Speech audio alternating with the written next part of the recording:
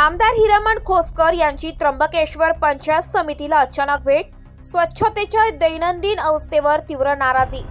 इगतपुरी त्र्यंबकेश्वर विधानसभा मतदारसंघाचे लोकप्रिय आमदार हिरामण खोसकर यांनी त्र्यंबकेश्वर पंचायत समितीला अचानक भेट देऊन परिसराची पाहणी केली आहे। या भेटी दरम्यान त्यांनी समिती आवारातील स्वच्छतागृहाची पाहणी केली असता तेथील अस्वच्छ परिस्थिती पाहून तीव्र नाराजी व्यक्त केली आहे। स्वच्छतेच्या दैनंदिन दुर्लक्षामुळे परिसरात घाणीचे साम्राज्य निर्माण झाले असून यामुळे आरोग्य विषयक समस्यांचा धोका वाढलाय।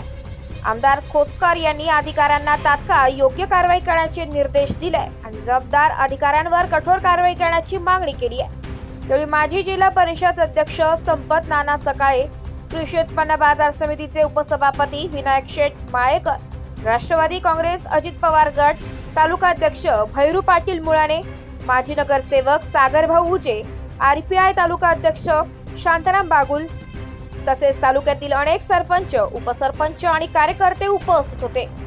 या पाहणी दौऱ्यानंतर परिसर स्वच्छ करण्यासाठी तत्काळ उपाययोजना राबवण्याचे आदेश देण्यात आले। स्थानिक प्रशासनानेही लवकरच सुधारणा करण्याचे आश्वासन दिले। आज एक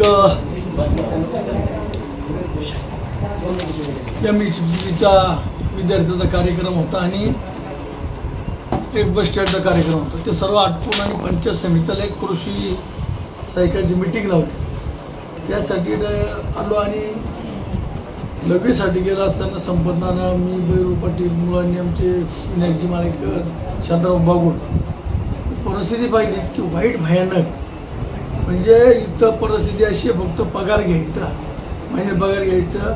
कुठेही आदिवासी भागातल्या लोकांना काही सोयीसुविधा नाही, काहीचे लांबून लोक आहेत, त्या इथं उभं राहूशी नाही। याची जबाबदारी गटविकास अधिकारी सुद्धा आहे, या ठिकाणी ओएसची आहे, ईबीडीओची आहे। या तिघांवर मी कठोर कारवाई करतो।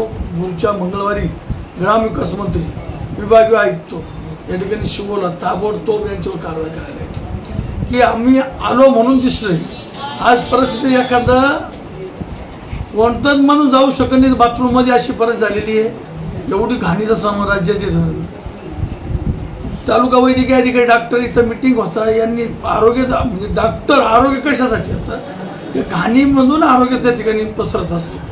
म्हणजे एकाही अधिकाऱ्याने आतापर्यंत पाहिलं नाही का याच्यामध्ये सगळे मेन जे अधिकारी आहेत, क्लार्क असेल, या ठिकाणी ओएस असेल, बीडीओ असेल, बीडीओ असेल, तालुका वैद्यकीय अधिकारी जे प्रमुख आहेत यांच्यावर कारवाई करून यांचं वेतन थांबवणार आहे। यांचं वेतन थांबवून यांच्या ताबडतोब बदल्या करायला लावणार आहे। इथं नाशिकपासून फक्त 20 किलोमीटर असून तुझा पंचायत समिती जर वेळ अशा परिस्थिती घाणीचं साम्राज्य असेल तर इतर ठिकाणी काय परिस्थिती असेल। याच्यात मुख्य कार्यकारी अधिकाऱ्यांसुद्धा तात्काळ ही दखल घेतली पाहिजे। प्रत्येक पंचायत समिती भेट घेतली पाहिजे, भेट दिली पाहिजे की आमच्या आदिवासी भागातला 100 किलोमीटर यांना एखादी महिला असेल, लाभार्थी एखादा लाभार्थी असेल, अनेक कामं असतात आणि ते कामं करण्यासाठी आता त्यांना शौचालय जायचं असेल, टॉयलेटला जायचं असेल तर काय परिस्थिती अशी जाऊ शकत नाही। अशी परिस्थिती इथं असेल तर इथं टेबलवर काय काम करत असते। याच्यासाठी मी येणाऱ्या अधिवेशनामध्ये 100% लक्षवेधी पण लावणार आहे आणि प्रश्नसुद्धा माझा उद्याची उद्या लागणार आहे। याला एकालाही सोडणार नाही। फुकटचा पगार घेतोय, काय परिस्थिती तिथं किती जमत नाही त्या 7-8 वर्ष काय घेतो फुकट पगार घेतो का? काय काढून नाही घेता बोर्ड काढेल नाही म्हणजे वयस मी आहे। इथं काय परिस्थिती आहे? खेळाडू लोक येतात, किती शिपाई येतात?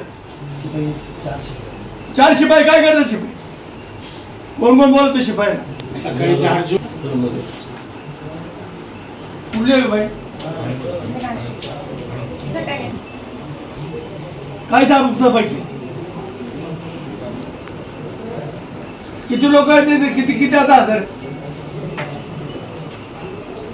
ड्युटी किती